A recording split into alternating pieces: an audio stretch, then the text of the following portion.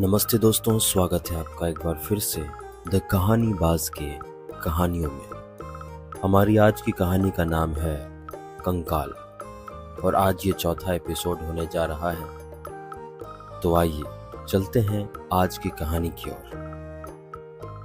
मंगल ने एक चिट पर पता लिखकर दे दिया और कहा, मैं भी प्रबंध करता हूं, जब अवसर मिले लिखना। पर एक दिन से पहले अम्मा के पैरों का शब्द सीढ़ियों पर सुनाई पड़ा और मंगल उठ खड़ा हुआ। उसके आते ही उसने 5 रुपये हाथ पर धर दिए। अम्मा ने कहा, बाबू साहब चले कहाँ, बैठिए भी। नहीं, फिर किसी दिन आऊंगा। तुम्हारी बेगम साहबा तो कुछ बोलती ही नहीं, इनके पास बैठकर क्या करूंगा। मंगल चला गया। अम्मा क्रोध से दांत पीसती हुई गुलेनार को घूरने लगी। दूसरे तीसरे दिन मंगल गुलेनार के यहां जाने लगा, परंतु वो बहुत सावधान रहता। एक दुश्चरित युवक इन्हीं दिनों गुलेनार के यहां आता है। कभी कभी मंगल से उससे मुठभेड़ हो जाती, परंतु मंगल ऐसे कैंडे से बात करता कि वो मान गया। अम्मा ने अपने स्वार्थ साधन के लिए इन दोनों में प्रतिद्वंद्विता चला दी। युवक शरीर से हुष्ट पुष्ट कसरती था। उसके ऊपर के होंठ मसूड़ों के ऊपर ही रह गए थे। दांतों की श्रेणी सदैव खुली रहती। उसकी लंबी नाक और लाल आंखें बड़ी डरावनी और रोबोली थीं, परंतु मंगल की मुस्कुराहट पर वह भौचक सा रह जाता और अपने व्यवहार से मंगल को मित्र बनाए रखने की चेष्टा क्या करता। गुलेनार अम्मा को यह दिखलाती कि वह मंगल से बहुत बोलना नहीं चाहती। एक दिन दोनों गुलेनार के पास बैठे थे। युवक ने, जो अभी अपने एक मित्र के साथ दूसरी वेश्या के यहाँ से आया था, अपना डींग हाँकते हुए मित्र के लिए कुछ अपशब्द कहे। फिर उसने मंगल से कहा, वह न जाने क्यों उस चुड़ैल के यहाँ जाता है और क्यों क्रूप स्त्रियां वेश्या बनती हैं, जब उन्हें मालूम है कि उन्हें तो रूप के बाजार में बैठना है। फिर अपनी रसिकता दिखाते हुए हंसने लगा। परंतु मैं तो आज तक यही नहीं समझा कि सुंदर स्त्रियां क्यों वेश्या बने। संसार का सबसे सुंदर जीव क्यों सबसे बुरा काम करे। कहकर मंगल ने सोचा कि यह स्कूल की विवाद सभा नहीं है। वो अपनी मूर्खता पर चुप हो गया। युवक हंस पड़ा। अम्मा अपनी जीविका को बहुत बुरा सुनकर तन गई। गुलेनार सिर नीचा किए हंस रही थी। अम्मा ने कहा, फिर ऐसी जगह बाबू साहब आते ही क्यों है। मंगल ने उत्तेजित होकर कहा, ठीक है, यह मेरी मूर्खता है। युवक अम्मा को लेकर बातें करने लगा। वह प्रसन्न हुआ कि प्रतिद्वंदी अपनी ही ठोकर से गिरा।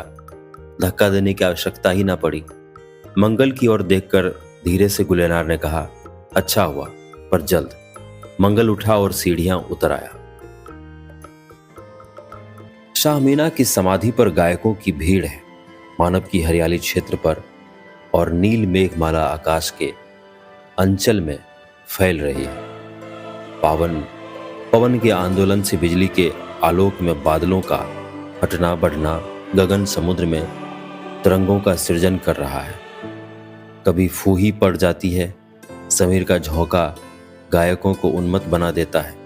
उनकी एकारी ताने तिहरी हो जाती हैं। सुनने वाले झूमने लगते हैं। वेश्याओं का दर्शकों के लिए आकर्षक समारोह है। 1 घंटे रात बीत गई है। अब रसिकों के समाज में हलचल मची, बूंदें लगातार पड़ने लगी। लोग तितिर बितिर होने लगे। गुलेनार युवक और अम्मा के साथ आई थी। वो युवक से बातें करने लगी। अम्मा भीड़ में अलग हो गई। दोनों और आगे बढ़ गए। सहसा गुलेनार ने कहा, आह, मेरे पाँव में चटक हो गई। अब मैं एक पग चल नहीं सकती।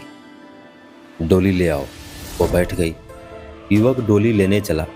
गुलेनार ने इधर उधर देखा। 3 तालियां बजी। मंगल आ गया। उसने कहा, तांगा ठीक है। गुलेनार ने कहा, किधर। चलो। दोनों हाथ पकड़कर बढ़े। चक्कर देकर दोनों बाहर आ गए।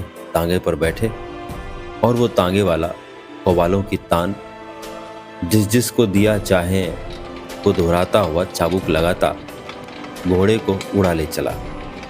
4 बाग स्टेशन पर देहरादून जाने वाली गाड़ी खड़ी थी। तांगे को पुरस्कार देकर मंगल सीधे गाड़ी में जाकर बैठ गया। सीटी बजी, सिग्नल हुआ, गाड़ी खुल गई। तारा, थोड़ा भी विलंब से गाड़ी ना मिलती, ठीक समय से पानी आ गया। हाँ, यह तो कहो मेरा पत्र कब मिला? आज 9 बजे। मैं सामान ठीक करके संध्या की बाट देख रहा था। टिकट ले लिए थे और ठीक समय पर तुमसे भेंट हुई। कोई पूछे तो क्या कहा जाएगा? अपने वेश्यापन के 2-3 आभूषण उतार दो और किसी के पूछने पर कहना अपने पिता के पास जा रही हूं, ठीक पता बताना। तारा ने फुर्ती से वैसा ही किया। वो एक साधारण गृहस्थ बालिका बन गई। वहां पूरा एकांत था, दूसरे यात्री न थे। देहरा एक्सप्रेस वेग से जा रही थी। मंगल ने कहा, तुम्हें सूझी अच्छी। उस तुम्हारी दुष्टा अम्मा को यही विश्वास होगा कि कोई दूसरा ही ले गया। हमारे पास तक तो उसका संदेह भी ना पहुंचेगा। भगवान की दया से नरक से छुटकारा मिला। आह, कैसी नीच कल्पनाओं से हृदय भरा जाता था। संध्या में बैठकर मनुष्य समाज की अशुभ कामना करना, उसे नरक के पथ की ओर चलने का संकेत बताना, फिर उसी से अपनी जीविका। तारा, फिर भी तुमने अपने धर्म की रक्षा की। आश्चर्य। यही कभी कभी मैं भी विचारती हूं कि संसार में दूर से नगर, जनपद, शोध श्रेणी, राजमार्ग और अट्टालिकाओं से जितना शोभन दिखाई पड़ता है, वैसा ही सरल और सुंदर भीतर नहीं है। जिस दिन मैं अपने पिता से अलग हुई, ऐसे ऐसे निर्लज और नीच मनोवृत्तियों के मनुष्यों से सामना हुआ, जिसे पशु भी कहना उन्हें महिमान्वित करना है। हाँ हाँ हाँ, यह तो कहो तुम काशी से लखनऊ कैसे आ गई? तुम्हारे सामने जिस दिन दुष्टा ने मुझे फंसाया, वो स्त्रियों का व्यापार करने वाली संस्था की कुटनी थी। मुझे ले जाकर उन सबों ने एक घर में रखा जिसमें मेरी ही जैसी कई अभागिनें थी, परंतु उनमें सब मेरी जैसी रोने वाले न थी। बहुत सी स्वेच्छा से आई थी और कितनी ही कलंक लगने पर अपने घर वालों से ही मेले में छोड़ दी गई थी। मैं अलग बैठी रोती थी। उन्हीं में से कोई मुझे हंसाने का उद्योग करती, कोई समझाती, कोई झिड़कियां सुनाती और कोई मेरी मनोवृत्ति के कारण मुझे बनाती। मैं चुप होकर सुना करती, परंतु कोई पथ निकलने का न था। सब प्रबंध ठीक हो गया था। हम लोग पंजाब भेजी जाने वाली थी। रेल में बैठने का समय हुआ। मैं सिसक रही थी। स्टेशन के विश्राम गृह में एक भीड़ सी लग रही थी, परंतु मुझे कोई ना पूछता था। यही दुष्टा अम्मा वहां आई और बड़े दुलार से बोली, चल बेटी, मैं तुझे तेरी माँ के पास पहुंचा दूंगी। मैंने उन सबों को ठीक कर लिया। मैं प्रसन्न हो गई।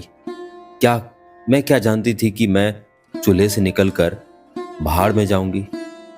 बात भी कुछ ऐसी थी। मुझे उपद्रव मचाते देखकर उन लोगों ने अम्मा से कुछ रुपया लेकर मुझे उसके साथ कर दिया। मैं लखनऊ पहुंची। हाँ हाँ, ठीक है, मैंने भी सुना है कि पंजाब में स्त्रियों की कमी है, इसीलिए और प्रांतों से स्त्रियां वहां भेजी जाती है जो अच्छे दामों पर बिकती हैं। क्या तुम भी उन्हीं के चंगुल में? हाँ, दुर्भाग्य से। स्टेशन पर गाड़ी रुक गई। रजनी की गहरी नीलिमा में नभ के तारे चमक रहे थे। तारा उन्हें खिड़की से देखने लगी। इतने में उस गाड़ी में एक पुरुष यात्री ने प्रवेश किया। तारा घूंघट निकाल कर बैठ गई और पुरुष अपना गट्ठर रखकर सोने का प्रबंध करने लगा। 2-4 क्षण में गाड़ी चली। तारा ने घूमकर देखा कि वो पुरुष मुंह फेर कर सो गया है, परंतु अभी जगे रहने की संभावना थी। बातें आरंभ ना हुई। कुछ देर तक दोनों चुपचाप थे। फिर झपकी आने लगी। तारा ऊँघने लगी। मंगल भी झपकी लेने लगा। गंभीर रजनी के अंचल से उस चलती हुई गाड़ी पर पंखा चल रहा था। आमने सामने बैठे हुए मंगल और तारा निद्रावश होकर झूम रहे थे। मंगल का सिर टकराया, उसकी आंखें खुली। तारा का घूंघट उलट गया था। देखा तो गले का कुछ अंश, कपोल, पाली और निर्दानी मिलित पद पलाशलोचन, जिस पर भौहों की काली सेना का पहरा था, वो न जाने क्यों उसे देखने लगा। सहसा गाड़ी रुकी और धक्का लगा। तारा मंगलदेव के अंक में आ गई। मंगल ने उसे संभाल लिया। वो आंखें खोलती हुई मुस्कुराई और फिर सहारे से टिककर सोने लगी। यात्री जो अभी दूसरे स्टेशन पर चढ़ा था, सोते सोते वेग में उठ पड़ा और सिर खिड़की से बाहर निकालकर वमन करने लगा। मंगल स्वयं सेवक था। उसने जाकर उसे पकड़ा और तारा से कहा, लोटे में पानी होगा तो मुझे। तारा ने जल दिया। मंगल ने यात्री का मुंह धुलाया। वह आंखों को जल से ठंडक पहुंचाते हुए मंगल के प्रति कृतज्ञता प्रकट करना ही चाहता था कि तारा और उसकी आंखें मिल गईं। तारा पैर पकड़कर रोने लगी। यात्री ने निर्दयता से झिटकार दिया। मंगल अवाक था। बाबूजी, मेरा क्या अपराध? मैं तो आप लोगों को खोज रही थी। अभागिनी खोज रही थी मुझे या किसी और को? किसको बाबूजी? बिलखते हुए तारा ने कहा, जो पास बैठा है। क्या मुझे खोजना चाहती तो एक पोस्ट कार्ड ना डाल देती? कलंकनी दुष्टा, मुझे जल पिला दिया, प्रायश्चित करना पड़ेगा। अब मंगल की समझ में आया कि वह यात्री तारा का पिता है, परंतु उसे विश्वास न हुआ कि यही तारा का पिता है। क्या पिता भी इतना निर्दयी हो सकता है? उसे अपने ऊपर किए गए व्यंग का भी बड़ा दुख हुआ, परंतु क्या करे? इस कठोर अपमान को तारा का भविष्य सोचकर वह पी गया। उसने धीरे से सिसकती हुई तारा से पूछा, क्या यही तुम्हारे पिता हैं? हाँ, परंतु मैं अब क्या करूं? बाबूजी, मेरी माँ होती तो इतनी कठोरता ना करती। मैं उन्हीं की गोद में जाऊंगी। तारा फूट फूट कर रो रही थी। तेरी नीचता से दुखी होकर महीनों हुआ वह मर गई, तू ना मरी। कालिख पोतने के लिए जीती रही, यात्री ने कहा। मंगल से ना रहा गया। उसने कहा, महाशय, आपका क्रोध व्यर्थ है। यह स्त्री कुछ चक्रियों के फेर में पड़ गई थी, परंतु इसकी पवित्रता में कोई अंतर नहीं पड़ा। बड़ी कठिनता से इसका उद्धार करके मैं इसे आप ही के पास पहुंचाने के लिए जा रहा था। भाग्य से आप यहीं मिल गए। भाग्य नहीं, दुर्भाग्य से। घृणा और क्रोध से यात्री के मुंह का रंग बदल रहा था। तब यह किसकी शरण में जाएगी? अभागिनी की कौन रक्षा करेगा? मैं आपको प्रणाम दूंगा कि तारा निरपराधिनी है। आप इसे बीच में ही यात्री ने रोककर कहा, मूर्ख युवक, ऐसी स्वेरणी को कौन गृहस्थ अपनी कन्या कहकर सिर नीचा करेगा? तुम्हारे जैसे इसके बहुत से संरक्षक मिलेंगे, बस अब मुझसे कुछ ना कहो।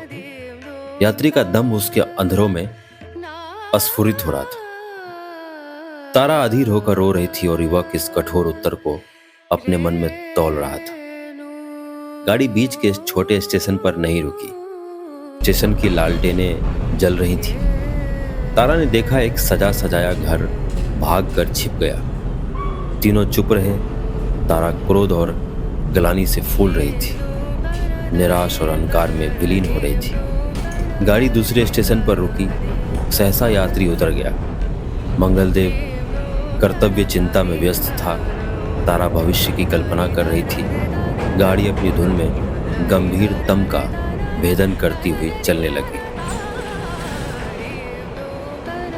हमारी आज की कहानी में बस इतना ही। मैं आशा करता हूँ कि आपको ये कहानी पसंद आ रही होगी।